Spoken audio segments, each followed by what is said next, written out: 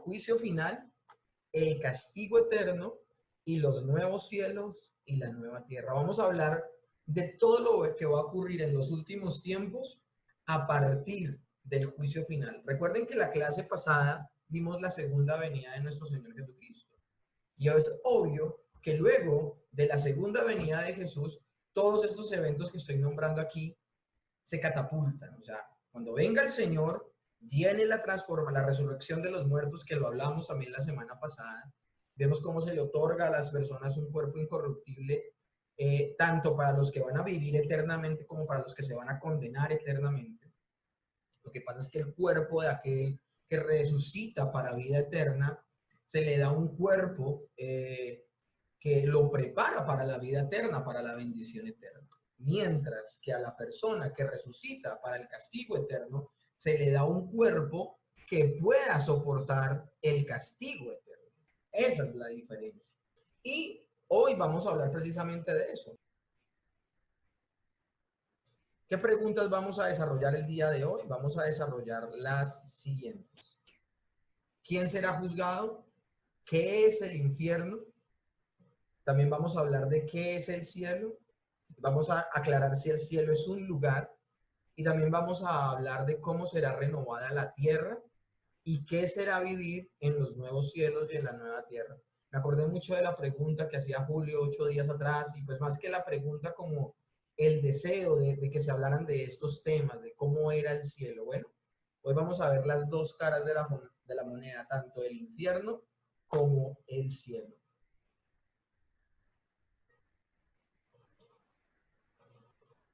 Vamos a ir con la primera parte, el juicio final. Vamos a ver la prueba bíblica de que existe un día de juicio final. Apocalipsis 20, del 11 al 15, dice así: y vi un gran trono blanco, y al que estaba sentado en él, de delante del cual huyeron la tierra y el cielo, y ningún lugar se encontró para ellos. Y vi a los muertos, grandes y pequeños, de pie ante Dios. Y los libros fueron abiertos, y otro libro fue abierto, el cual es el libro de la vida. Y fueron juzgados los muertos por las cosas que estaban escritas en los libros, según sus obras. Y el mar entregó sus muertos que había en él, y la muerte y el Hades entregaron los muertos que habían en ellos. Y fueron juzgados cada uno según sus obras. Y la muerte y el Hades fueron lanzados al lago de fuego. Esta es la muerte segunda. Y el que no se halló inscrito en el libro de la vida fue lanzado al lago de fuego. Amén. Y amén. Ese es nuestro suministro, nuestro insumo escritural acerca del juicio final. La escritura frecuentemente afirma el hecho de que habrá un juicio final de creyentes y de incrédulos. Es allí donde hay una diferencia en las posiciones que hemos visto, porque en las posiciones que hemos visto, algunas de ellas que presentan 2 y 3 venidas de Cristo y 2 y 3 resurrecciones, porque primero resucitan los muertos, luego resucitan los que están vivos, en otro momento resucitan solamente los que son para condenación, diferente un momento de los que se van a resucitar para la gloria eterna. Lo que vemos en este pasaje de Apocalipsis es que no es así. Estamos hablando de que es un solo juicio final, solo un momento donde serán juzgados tanto los creyentes como los incrédulos, los justos como los injustos. Ahora, entendiendo a los injustos como los no creyentes, y a los justos no por sus buenas obras, sino a los justos porque fueron justificados por las obras de Cristo. Todos comparecerán ante el trono del juicio de Cristo en cuerpos resucitados y escucharán la proclamación de su destino eterno.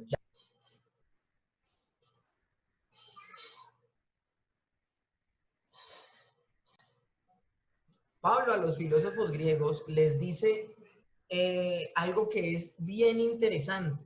Él proclama el juicio eterno a los incrédulos gentiles que tenían poco conocimiento o ninguno de las enseñanzas del Antiguo Testamento. Esto es interesantísimo, porque la manera en que predica Pablo en el Areópago y como predica Pablo en Atenas es muy diferente a la manera en que le predica a los judíos, porque a los judíos siempre les está diciendo que en Jesús se cumplieron las promesas de sus padres, de Abraham y de todos los profetas se cumplieron en Cristo.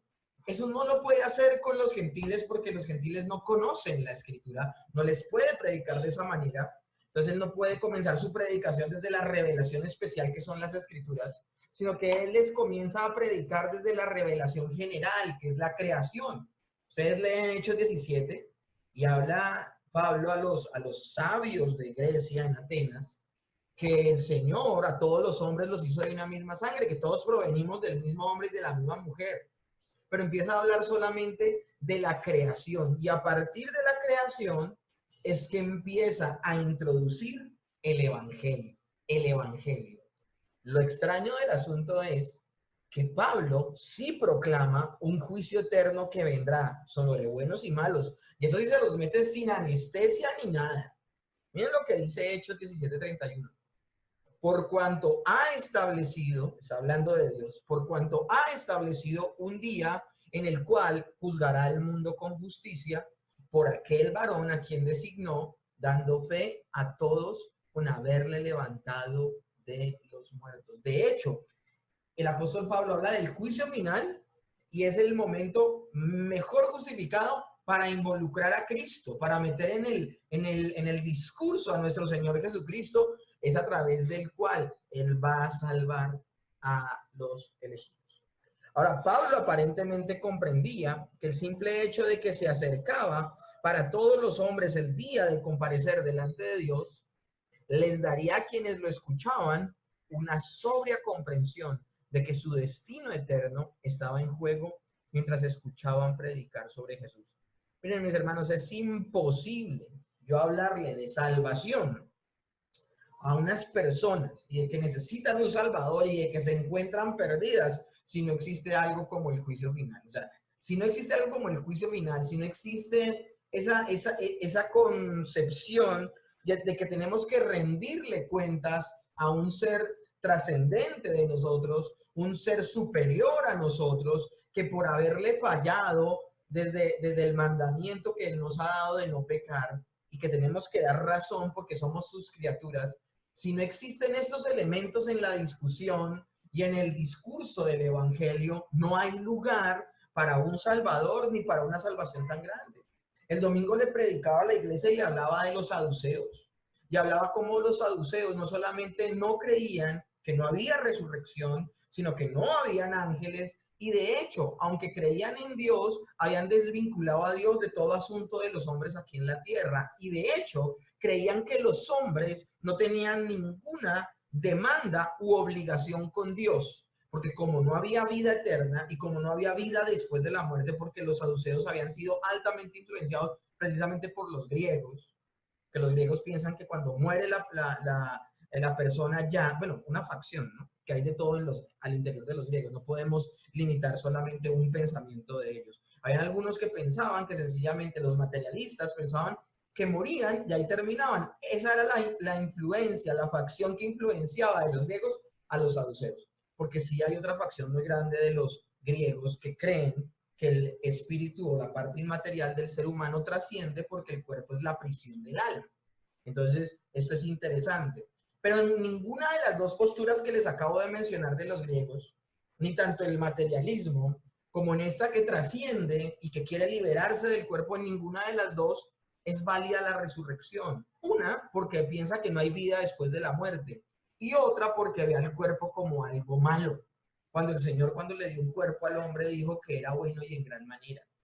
Mira lo que Pablo entonces también le dice a los romanos en el capítulo 2, versos 5 y 6, también gentiles. Pero tú, por tu dureza y por tu corazón no arrepentido, atesoras para ti mismo ira para el día de la ira y de la revelación del justo juicio de Dios.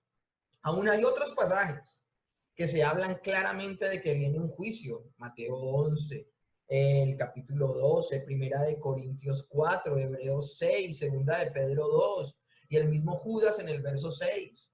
Se habla del infierno. A veces hay personas a las que les molesta que hablemos del juicio final y del infierno, perdón. Estoy hablando en ese momento del juicio final. Pero hay gente estos pasajes hablan del juicio final. Pero hay gente que le molesta esos dos temas. Tanto el día del juicio como también el creer que hay un castigo eterno. Les molesta como que, y esto es importantísimo al interior de predicar correctamente el evangelio. Esto es importantísimo. Si nosotros no necesitamos, si no hay un infierno, si no hay un juicio, entonces no hay peligro alguno. Y de hecho, eso desdibujaría completamente el carácter de Dios. O sea, las implicaciones que tiene sacar de la teología fundamental, porque eso que estamos hablando acá hace parte de la teología y de la doctrina fundamental de un creyente. El juicio final, el darle cuentas al Señor, el responder ante el trono blanco. El hecho de que esto no haya deja coja el discurso de un Salvador y de una salvación tan grande como la que el Señor dice. Claro que sí, los seres morales, los seres humanos y también los ángeles que ya fueron juzgados, todos tienen que dar cuentas delante de su Creador. Ya el Señor castigó a los ángeles. Ahora habrá un día de juicio donde hará evidente, porque el Señor castiga o recibe en su seno inmediatamente a las personas cuando mueren.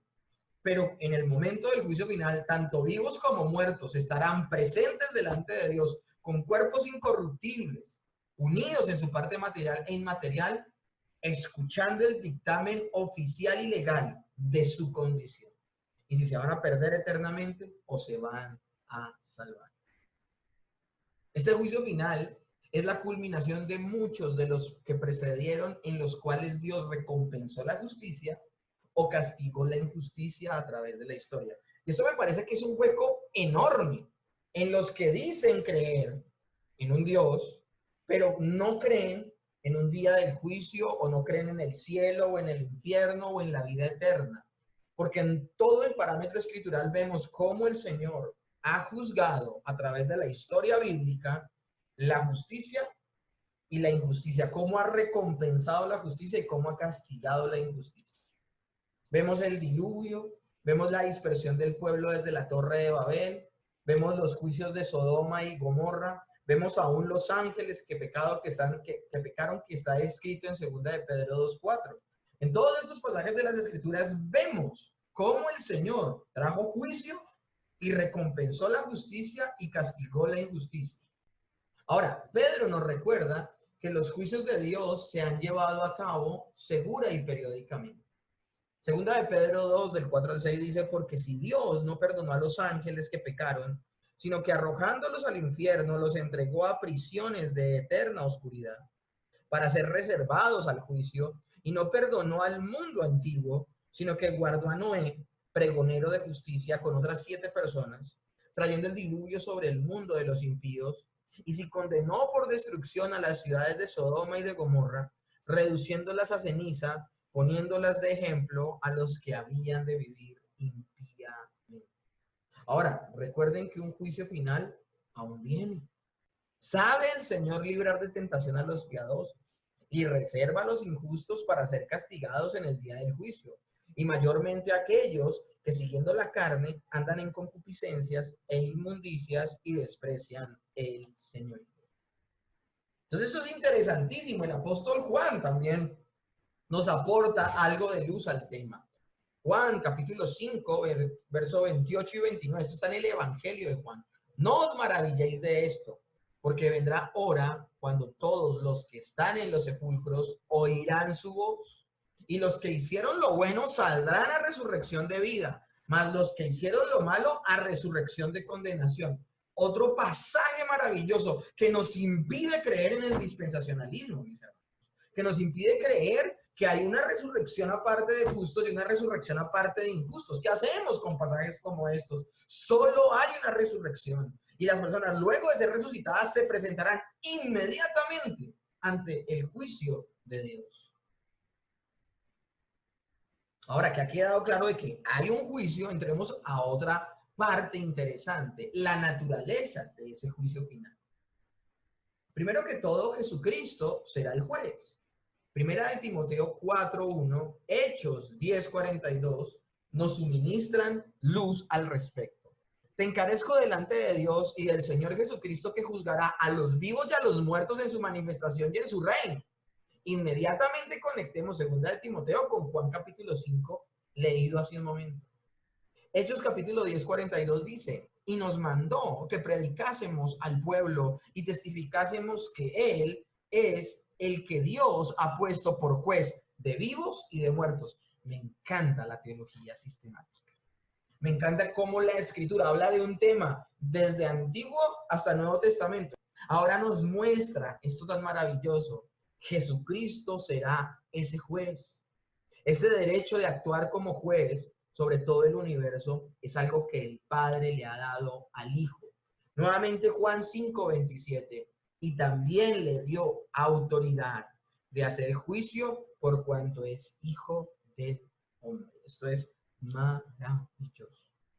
Ahora, ¿qué personas serán juzgadas en el juicio final? Así como he sido categórico, les he dicho desde las semanas pasadas, cuando hablábamos de las diferentes posturas, que solo hay una resurrección, también tengo que decirles que solo hay un juicio. Y en ese orden de ideas, como solo hay una resurrección, inmediatamente aparecen delante de la presencia de Dios para el juicio final. ¿Quiénes son los que van a ser presentes? Bueno, tanto incrédulos como creyentes. Romanos 2, del 5 al 8 dice, un poco más largo que como se lo leí anteriormente.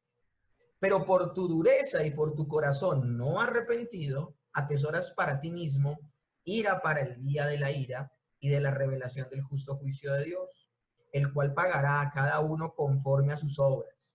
Vida eterna a los que, perseverando en bien hacer, buscan gloria y honra e inmortalidad. Pero ira y enojo a los que son contenciosos y no obedecen a la verdad, sino que obedecen a la injusticia. Acá está hablando de las personas que participarán en ese juicio. Ya hablamos de quien lo preside, que es nuestro Señor Jesucristo, pero vamos a ver también quiénes son las personas que recibirán ese juicio, incrédulos y creyentes. Hablemos un poco de los creyentes en ese juicio. Segunda de Corintios 5:10. Es necesario que todos nosotros comparezcamos ante el tribunal de Cristo. Que aparezca así en esos términos, es necesario que todos nosotros comparezcamos. Cuando Pablo le estaba hablando a la iglesia de los Corintios, está hablando desde que los creyentes tienen que comparecer ante el tribunal de Cristo, para que cada uno reciba según lo que haya hecho mientras estaba en el cuerpo, sea bueno o sea malo. Tú dirás, ¿cómo así? Está hablando de creyentes, pero está hablando de obras buenas y obras malas. Sí, el creyente, luego de haber creído, el juicio que va a haber para él, lo vamos a ver más adelante, el juicio que vamos a ver para él, no solamente expondrá toda su vida antes de encontrarse con Cristo, es que se han leído los pecados antes, durante y después. Entonces, no solamente se leerán lo que fue su vida pasada y nos regocijaremos como creyentes de lo maravilloso, de la maravillosa gracia del Señor que cubrió nuestro pecado por la obra perfecta de Cristo, sino que acá también está diciendo para que cada uno reciba, y está hablando del creyente, para que cada uno reciba según lo que haya hecho mientras estaba en el cuerpo, sea bueno o malo. Tú dices, bueno, ¿y entonces qué? ¿La gracia qué? No, es que acá no está hablando, aquí no está hablando de que por tus buenas obras o tus malas obras te vas a condenar allí. Allí está hablando de hacer eso bueno y hacer eso malo después de que creíste. Después de que creíste, el Señor va a cuestionar si lo que hiciste después fue bueno o fue malo. Eso no quiere decir que tú vayas a perder tu salvación. Una persona que ya fue salva es salva y no cae de la gracia. Pero es que hay personas que luego de ser salvas no hicieron nada con su salvación. Es decir, va a haber recompensas en el tiempo del juicio final para los creyentes. Y esas recompensas no giran en torno a que si te portaste bien o mal, sino que giran en torno a qué hiciste tú con ese don tan grande y maravilloso que se te entregó, que fue la vida eterna. ¿Qué hiciste de ahí en adelante con eso? Y se te va a premiar. Y por eso es que el apóstol Pablo más adelante habla de edificar sobre el fundamento, oro, plata, piedras preciosas o madera, heno y hojarasca. El final de ese texto, que más adelante lo leeremos, hablará de que bien, dice así ese texto, dice, bien serán salvos, pero como pasados por fuego. Hablando de aquellos que creyeron en el Señor, que fueron salvos, pero de alguna manera puede haber dentro de esas personas salvas negligentes que no hicieron nada por otros, para que conocieran el evangelio, o sea, no sobreedificaron sobre el fundamento que es Cristo, oro, plata y piedras preciosas. Esto se los voy a explicar más adelante con más detalle. Romanos 14:10 también dice, pero tú, ¿por qué juzgas a tu hermano? O tú también, ¿por qué menosprecias a tu hermano? Porque todos compareceremos ante el tribunal de Cristo. La semana pasada ustedes me hacían una pregunta, muchos asombrados, pero como para qué el creyente tiene que presentarse del trono y en el juicio si ya fuimos salvos en la persona de Cristo. Hay muchas cosas. Sí, la gracia alcanza al creyente. Sí, es verdad. La gracia, el regalo inmerecido de Dios de la salvación en la persona de nuestro Señor Jesucristo nos evita el castigo eterno. Pero hay otros asunticos que el Señor va a tratar con el creyente en el juicio final. Tenemos que recordar, este juicio de los creyentes será un juicio para evaluar y conceder varios grados de recompensa. Varios grados de recompensa. Está hablando de algo muy interesante. Romanos 8:1 dice algo interesante. Porque nosotros, algunos se asombraban y decían, pero ¿cómo es posible que el creyente, si fue salvo, yo tenía toda la seguridad, yo pensé que a ese evento yo no iba a ir? No, sí vas a ir. Pero el creyente se va a presentar en ese evento magnánimo, completamente trascendental, como es el juicio final, con esta actitud. El creyente se presenta en el juicio final con esta actitud que nos habla Pablo en Romanos capítulo 8, verso 1. Ahora pues, ninguna condenación hay para los que están en Cristo Jesús. Es por eso importante que entendamos que el creyente va a ser parte del juicio, pero no para condenación. No hay condenación para los que están en Cristo Jesús, porque la paga de nuestro pecado ya la pagó nuestro Señor Jesucristo. El juicio en torno a los creyentes gira en el evaluar de Dios y conceder grados de recompensa a aquellos creyentes por diligencia, o sencillamente algunos no recibirán ninguna corona por negligencia. Es importante tener en cuenta que este juicio de los creyentes será un juicio para evaluar y conceder varios grados de recompensa. Pero el hecho de que enfrentarán el juicio nunca debe hacer temer a los creyentes que ellos serán eternamente condenados. Esto es importantísimo tenerlo en cuenta. ¿Cómo así que hay grados de recompensa entre los creyentes? Miren, 1 Corintios 3, 12 al 15. Esto es interesante. Este es el pasaje del que les hablaba. Algunos han tomado este pasaje de manera incorrecta, pensando que está hablando de personas que pierden la salvación. Cuando al final del texto dice que se salvarán. Esto está hablando de creyentes a los cuales se les va a evaluar su vida después de haber sido salvos. No caerán en la gracia, son salvos. Pero en el día del juicio final, esta es la evaluación que ellos tendrán.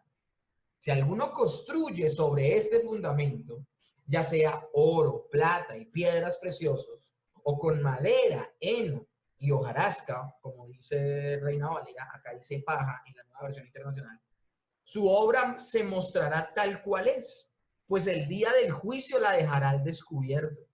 El fuego la dará a conocer y pondrá a prueba la calidad del trabajo de cada uno. Si lo que alguien ha construido está hablando de su vida después de Cristo, su vida después de haber creído, de su vida después de ser un creyente, bueno, de ahí en adelante, ¿cómo empezaste a edificar tu vida? Si lo que alguien ha construido permanece, recibirá recompensa. Pero si su obra es consumida por las llamas, él sufrirá pérdida. Uno dice acá, uy, ¿cómo así? Su obra consumida por las llamas. Eso es terrible. Está hablando de creyentes que cayeron de la gracia. Está hablando de creyentes que perdieron. No, para nada. Acá no está hablando de su vida, está hablando de su obra. Hablemos de su proyecto de vida, puede ser. ¿Será consumido por las llamas? Él sufrirá pérdida porque el día del juicio final se dará cuenta de ese creyente en particular que vivió una vida vana que no representaba nada para el reino de Dios. Y miren lo que dice, será salvo, pero como quien pasa por el fuego. Pero como quien pasa por el fuego, solo por gracia. Ahora, los que serán recompensados, ¿pasan porque se portaron bien? No, igual que los que fueron solamente salvos como por fuego. Todas las personas son salvas del infierno por la obra perfecta de Cristo. Pero el juicio que se va a realizar para los creyentes en el día del juicio final será un juicio donde el Señor evaluará qué hizo el creyente con su vida después de Cristo. Y estamos hablando de creyentes verdaderos, de honestas personas salvas. Pero es que hay personas que a pesar de haber sido salvas y a pesar de tener una genuina fe en el Señor Jesucristo, muchas veces pueden haber personas que no son de las que viven su vida, aunque tienen una fe verdadera, no viven una vida, escúchenme bien, no hablo de pecado, sino hablo de una vida que de alguna manera no aporta nada a la vida eterna. Sí, son los mejores esposos, son los mejores padres, sí, pero se dedicaron a hacer empresa, se dedicaron a tener éxito, porque también pasa eso en la iglesia de Dios. ¿Qué hacemos con esa salvación tan grande? El creyente no pierde la salvación, pero de ahí en adelante, y tú puedes tener una fe genuina en el Señor Jesucristo, tú puedes tener una fe verdadera, nadie te cuestiona eso. Puedes ser una persona que estudia la palabra, que ora, pero mis hermanos, miren la diferencia que hay entre el mar de Galilea y el mar muerto. El mar de Galilea ni siquiera es un mar, es un lago, pero es tan grande porque es alimentado por varios ríos, está lleno de vida. Porque así como recibe de un afluente, bota a otro afluente ese mar de Galilea, que es un lago, vuelvo y repito. Pero miren lo que pasa con el mar muerto. El mar muerto recibe y recibe de varias fuentes de agua y no da a otro lugar. Y tiene tal concentración de sal, ese mar, que ni las bacterias viven en ese mar. Imagínense. Imagínense un creyente que se la pasa toda la vida recibiendo palabras, recibiendo palabras, recibiendo palabras, recibiendo palabras, y no dudamos que tenga una fe verdadera. No dudamos que sea una persona que cree en el Señor Jesucristo, que tiene una sólida fe en el Señor Jesús. Es verdadero lo que sucede en su vida, pero no da ese paso, no da ese paso de dar de lo que recibió. Mis hermanos, hay una seguridad en el creyente no caerá de la gracia, pero sí será recompensada su vida que hizo de ahí en adelante después de que fue salvo. Pablo dice de manera similar a los cristianos que, 2 Corintios 5:10, es necesario que todos nosotros comparezcamos ante el tribunal de Cristo para que cada uno reciba según lo que haya hecho mientras estaba en el cuerpo, sea bueno o sea malo. También se juzgará a los ángeles. Ahora, esto es interesante. Ellos están reservados a juicio y limitados en sus acciones y capacidades. Ya al día de hoy, no estamos hablando de que ángeles puedan caer o ángeles puedan estar en estado de gracia. No. El Señor ya obró.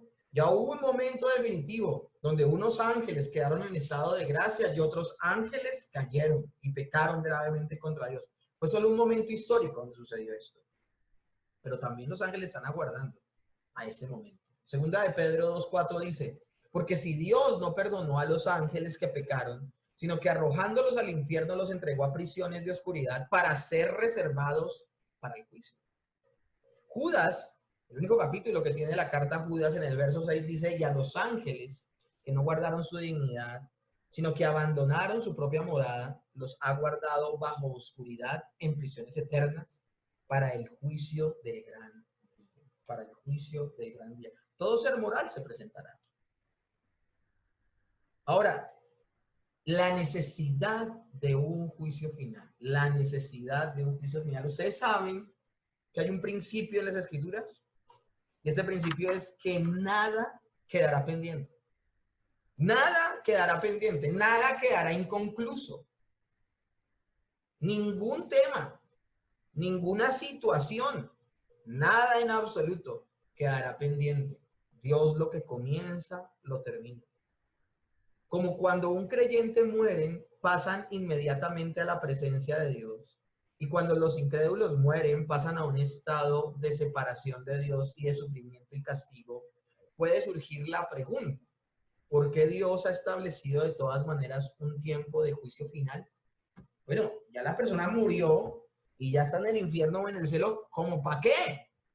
Bueno, Luis Berkhoff señala algo que llama la atención muy atinadamente. Él señala que el juicio final no tiene como propósito permitir a Dios averiguar. Que algunas personas piensan y toman literalmente el término juicio final. Y piensan que el juicio final es como un juicio al día de hoy, donde el juez no tiene ni idea si esa persona es inocente o culpable. Hombre, ya si abordamos así el juicio final, estamos humanizando a Dios. Estamos diciendo que Dios no sabe todas las cosas, que no es omnisciente. Berkov por eso dice, el juicio final no tiene como propósito permitir a Dios averiguar la condición de nuestros corazones o la norma de conducta de nuestras vidas, pues ya Él conoce eso en todo detalle. Él conoce eso en todo detalle. Entonces, Luis Berkov continúa diciendo, aclarando qué es el juicio final. Este juicio servirá al propósito de exhibir ante todas las criaturas racionales la gloria manifiesta de Dios en una acción forense formal, la que magnifica su santidad y justicia. Por eso es tan importante que aún los pecados de los creyentes sean leídos, porque es que ahí va a mostrar que el único santo, santo, santo es Dios, de que ninguno entró por sus propias justicias, sino por las justicias de Cristo, y que los que se van a condenar se condenan por sus malas obras, entre las cuales la mayor mala obra que hayan podido tener es no haber depositado su confianza en Dios. Y por otro lado, mostrar su gracia y misericordia. Miren, magnificar su santidad y justicia, y por otro lado, su gracia y misericordia. Por otra parte, debe tenerse presente que el juicio del día final diferirá del juicio de la muerte de cada individuo en más de un aspecto. No será secreto, porque es que nadie sabe en dónde están muchos seres queridos, o bueno, no tenemos como la certeza, ¿no? No, decía, no, esta persona fue creyente, no, este man era la oveja negra de la casa, como que no tiene una idea somera de para dónde se fue, pero no tenemos la seguridad, porque ese juicio, el mismo Dios que sabe todas las cosas, es que si Dios no supiera todas las cosas, ¿cómo envía a unos al infierno y otros al cielo? O sea, tenemos que sacarnos de la cabeza esa idea del juicio de que, ay, como que voy a averiguar al fin quién es bueno y quién es malo. No. De hecho, ya Romanos dice, no hay ningún justo, ni aún uno, todos se han desviado, aún han hecho lo malo. No hay uno bueno, no hay ni siquiera uno. El Señor ya lo sabe, el Señor sabe de qué calaña somos. Pero entonces debe tenerse presente que el juicio final difiere del juicio de la muerte de cada individuo. Uno, porque en este caso no será secreto como las personas que ahora mueren. Solo Dios sabe si se van para el cielo o para el infierno. No, el juicio final será público. Y tampoco se aplicará solo al alma, porque las personas que están ahorita en el cielo o en el infierno solo están siendo castigadas o están en la presencia de Dios solo su parte inmaterial. O sea que fue un juicio que solo afecta a su parte inmaterial. Su parte material se descompuso ya hace rato. O fue cremada o está enterrada y sus huesitos siguen en el cementerio. Miren lo diferente que es el juicio de las personas que han muerto hasta el día de hoy y que morirán hasta el día del juicio final, al juicio final. Porque el juicio final no solo será secreto, sino público, sino que no solamente será un juicio que se aplique al alma, sino que también se aplicará al cuerpo. No tendrá relación con un solo individuo, que es otro aspecto. Las personas se van para el cielo, se van para el infierno de a una. En el momento en que mueren, en ese momento, de a una. Pero en otra cosa que difiere, ese juicio que reciben las personas que han muerto en todos los tiempos y que morirán de aquí en adelante hasta que el Señor vuelva, tienen un juicio individual. Pero el juicio de Dios no solo será secreto, sino público. No se aplicará solo al alma, sino también al cuerpo, sino que no será solo para individuos, no será un juicio individual, sino que será para todos los hombres. Todos los hombres estarán presentes en ese juicio. Todos observaremos el destino final de todas y cada una de las personas que existan en el mundo. Será increíble. O sea, hacer esta clase de análisis es importante. Es muy importante. Cuarto punto que vamos a estar detallando el día de hoy. La justicia de Dios en el juicio final. La Escritura claramente afirma que Dios será enteramente justo en su juicio y nadie será capaz de quejarse contra él ese día.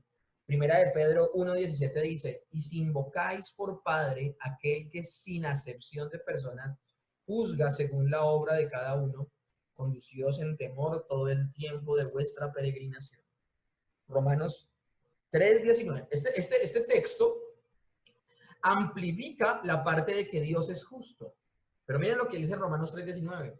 Pero sabemos que todo lo que la ley dice, lo dice a los que están bajo la ley, para que toda boca se cierre y todo el mundo quede bajo el juicio de Dios. Este segundo pasaje amplifica que nadie se podrá quejar en el día del juicio y podrá decir que Dios con esta persona es injusta. Nadie será capaz de alegar que Dios lo ha tratado injustamente. En el día del juicio veremos gracia y misericordia o justicia, pero nunca veremos injusticia. Apocalipsis entonces 19, del 1 al 2 dice, después de esto oí una gran voz de gran multitud en el cielo que decía, aleluya, salvación y honra y gloria y poder son del Señor, Dios nuestro.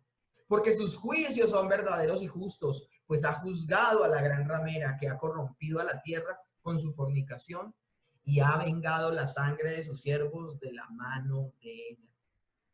En el momento del juicio a la impía Babilonia habrá gran alabanza en el cielo.